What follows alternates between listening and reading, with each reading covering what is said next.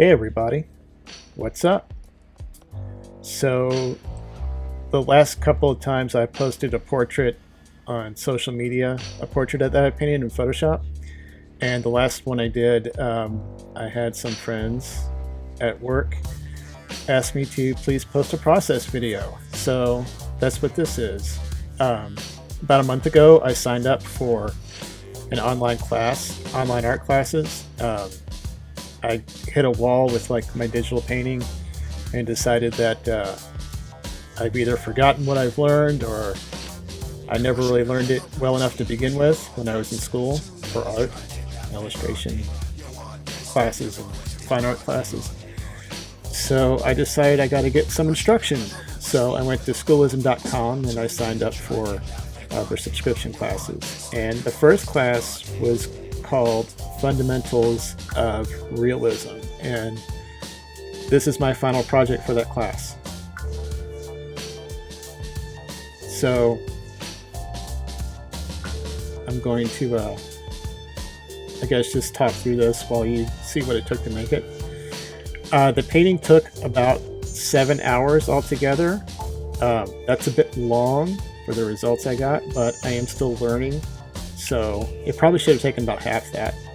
But I recorded the whole thing and I did it over the course of about 2.5 days, and speeding up the process. But because it took so long, even sped up to maximum speed, this video is about 20 minutes.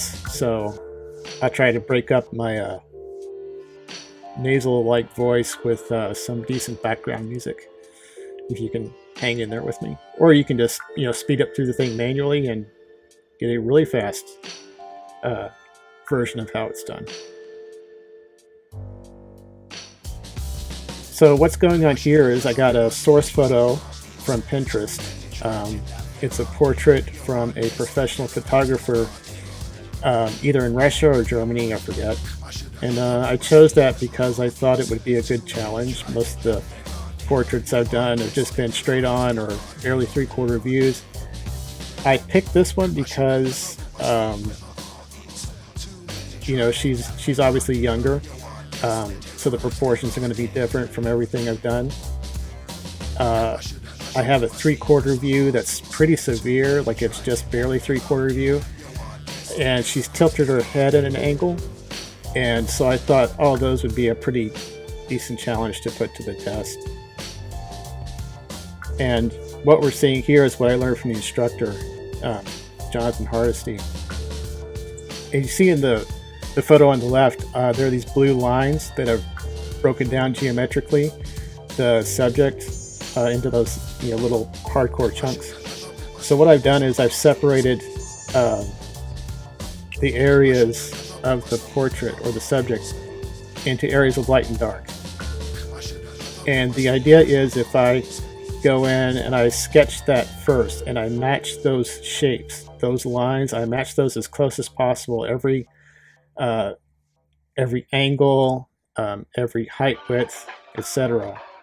And I get those right, then the idea is that once I have that structure that I know is properly in place, it makes it a lot easier when you go in and add details.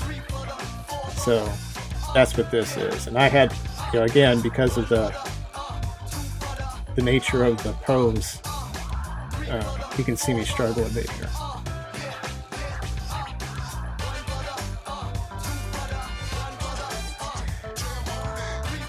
The palette at the top, so those are the shades I chose for my palette. I'm a big believer when painting one of these things of just having a handful of colors, because that's really all you need. So I chose 2 dark tones and 3 lighter tones. And you need more lighter tones than dark tones because that's where the detail is. So the idea is to compress the darks and use the light tones to flesh in all the details.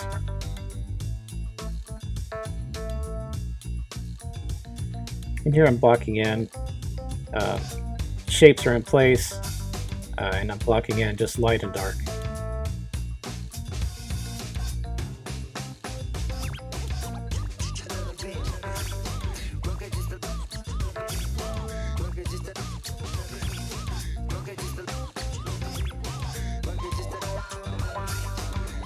adding a little bit of red to the skin because she's pretty pale.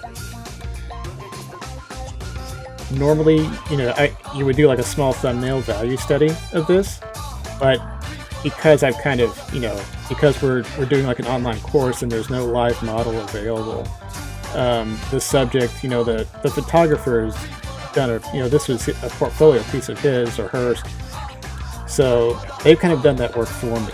So my goal here is to kind of just stretch the colors a little bit, make them a little more saturated and vibrant, and try to put, you know, some kind of stamp on it that's just mine. But, you know, I can't really say like this is mine alone because I pulled this professional photograph from someone else's portfolio. But, you know, it's just a class assignment. It's a study.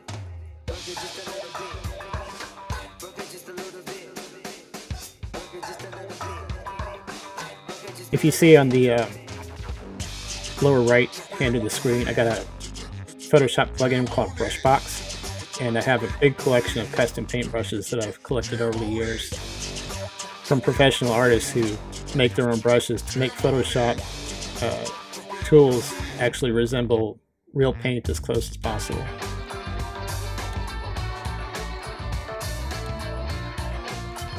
So I've got a gouache brush, a blender, you know, like a loaded cream paintbrush, etc., etc. Literally hundreds of them, but like the colors, I just like to use a handful at a time. So when I start a painting, I'll just pick out anywhere from, like, you know, 5 to 10 brushes and just stick with those.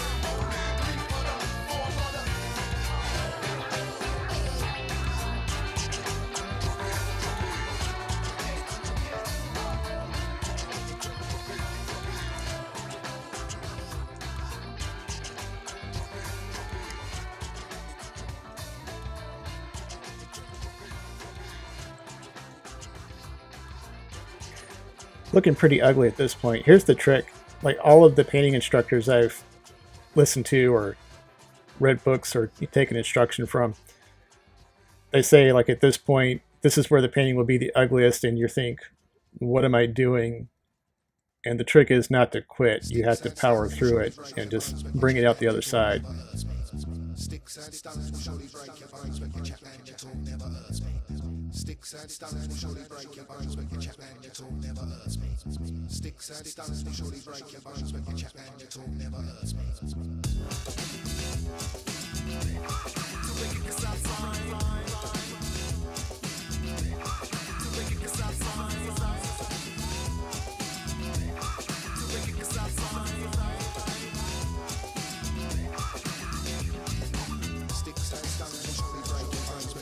Trying to stick to just using those 5 skin tones, and also picking up little places where it overlaps.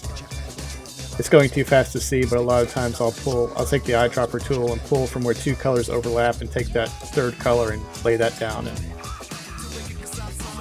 oh, here we go. Yeah, good old Photoshop, that liquefy filter. If you notice something isn't just right, you can go into the liquefy filter and kind of push it around like silly putty. And here I need some more variety in the flesh tones. I mean, she's pretty pale, but I have to have some indication that there's blood under the surface of the skin there. She's looking pretty pasty.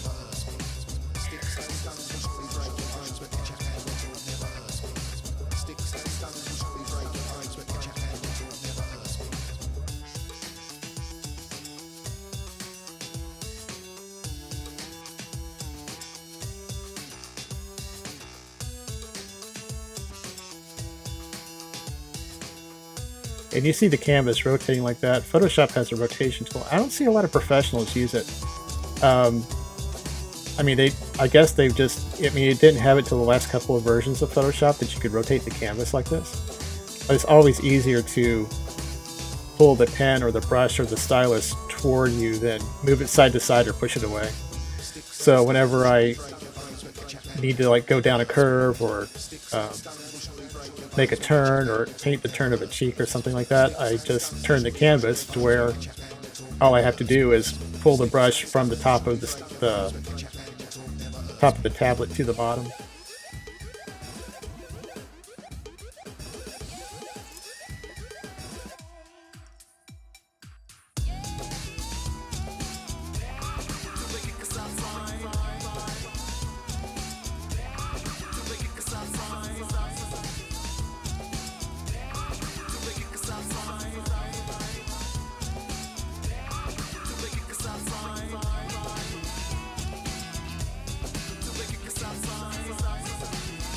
Yeah, after this class, my next one is it's about color and lighting for environments. I spend way too much time on people. They need like someplace to live. Besides that, you know, that scratchy faded colored background. I always put them in.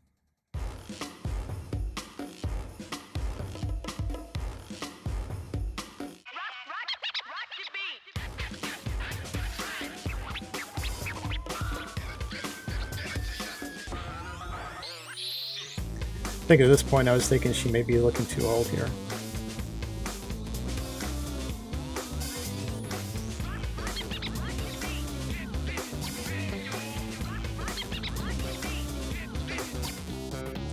The idea is to look at the reference more than you look at the work you're doing. I think someone once told me you want to spend twice as long looking at the reference than you do looking at your canvas.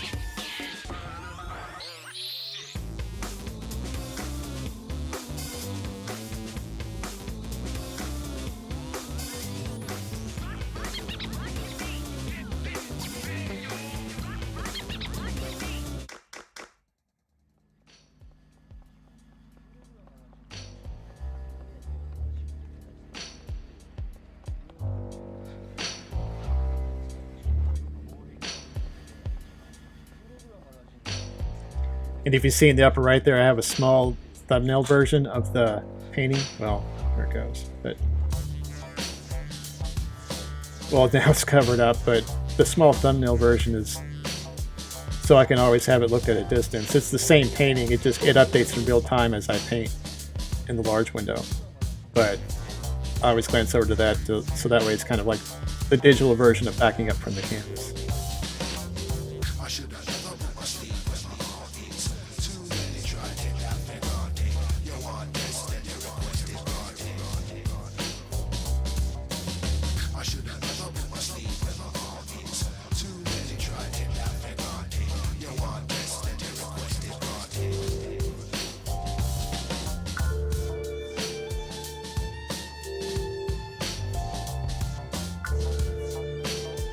Yeah, those brushes are really great. It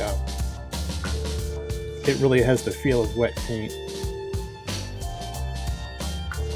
That's the big thing about digital, everything looks so smooth and perfect, and if you can get a brush with some texture in it,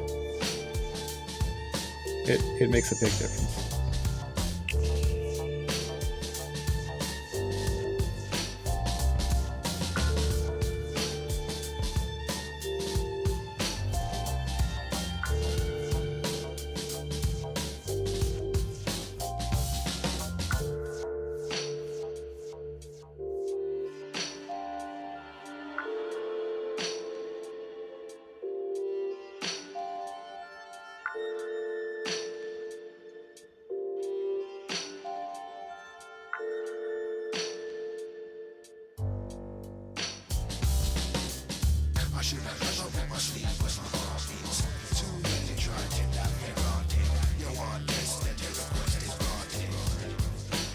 God bless Photoshop.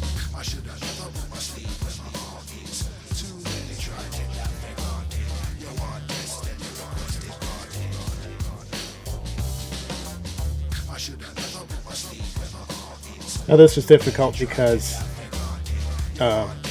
again, I don't have the live model there, so I have to paint, I have to paint all that anatomy, and to be honest, I have no idea what I'm looking at. I mean, I can see where her collarbone or her clavicle, comes in, but that whole area where the clavicle meets the neck, and I've got like two highlights there separate like that. I actually cut out I worked on that for a whole hour, just messing with it, and I cut it out of this video because it bumped the time up another 5 minutes. So just, I just had to do the best I could and let it go. You're supposed to be looking at her face anyway, the whole thing structured. And then here, fill in the background with some darker color, so she kind of merges into it a bit more on the shadow side.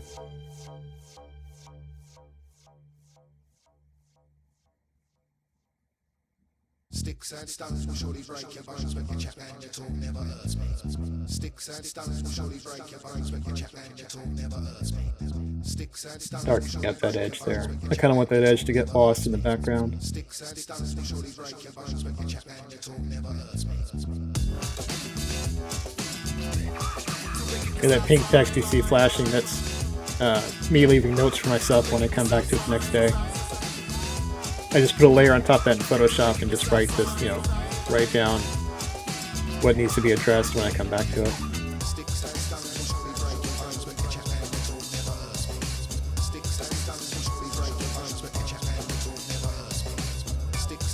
Starting to shape up. Write notes again.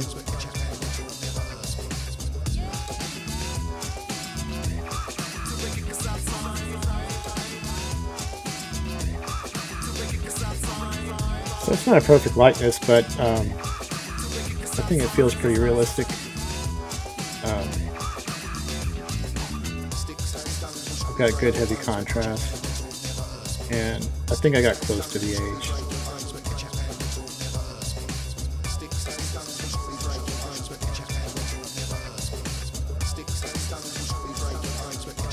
Left of the chin gave me some trouble.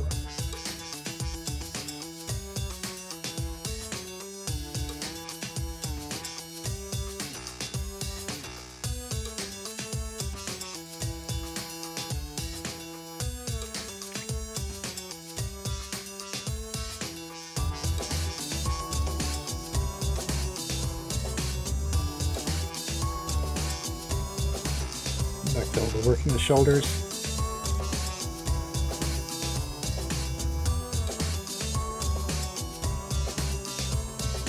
Sticks and stones will surely break your bones, but your chap and your talk never hurts me. Sticks and stones will surely break your bones, but your chap and your talk never hurts me. Sticks and stones will surely break your bones, but your chap and your talk never hurts me. Yeah, here's where I just got lost.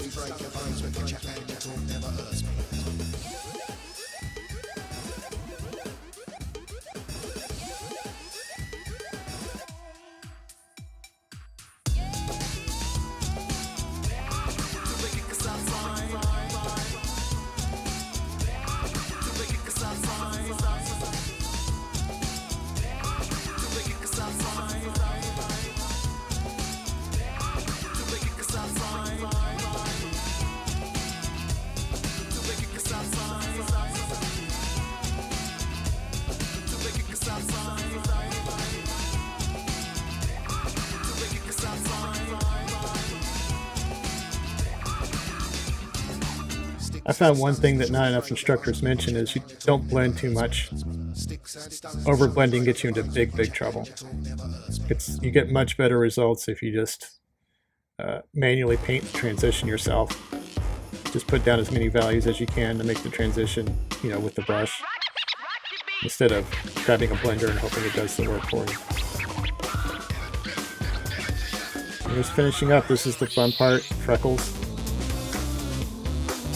Freckles in hair are they're fun, they're easy. Just take a splatter brush and I just go crazy on the top layer, and then I erase what I don't want.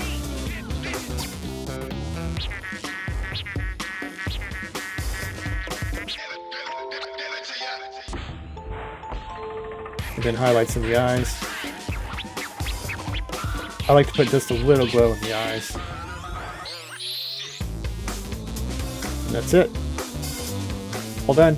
That's my final project for Fundamentals of Realism with Schoolism.com. And like I said, a couple of people asked me for this, and I hope you got something out of it.